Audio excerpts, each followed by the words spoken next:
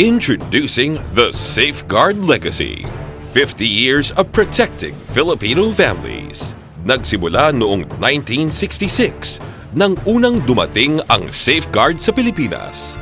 Ito ang nakapagbulat ng mata ng milyong-milyong nanay na hindi sapat ang kanilang sabon. Safeguard built its name on superior germ protection. For over 50 years, tayo ang naging kasangga ng mga nanay araw-araw para sa kalusugan ng kanilang mga pamilya. Naging #1 soap ang Safeguard dahil sa pagtitiwala ng mga nanay. Noon at ngayon, hindi nagbago ang pangakong ito. It is this promise that inspires us to continue innovating now and in the years to come. We innovate to address the changing needs of families and to give them the best possible protection against germs. You, mothers, fathers, daughters, and sons. Filipino families are at the very core that drives us to do more. To continue providing superior health protection to all Filipinos and ensuring that in both good and tough times, Safeguard will be there to help. On its 50th anniversary, sky is the limit.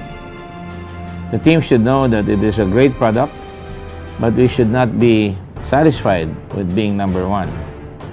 We should continue to push on and really be primus inter pares, if you want to call it primus inter pares, which means first among equals. We would always be first. We must be the preferred brand all the time. Today, Safeguard celebrates its 50th anniversary, and we look back at our legacy with pride. Pero bukod sa anibersaryo nito at sa pagdiriwang ng nakaraan, we also look to an even brighter future.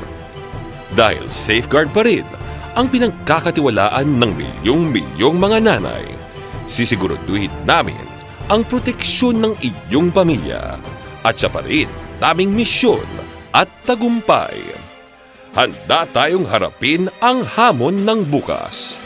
Safeguard, isang laban para sa kalusugan ng kinabukasan. Safeguard pa rin ang #1.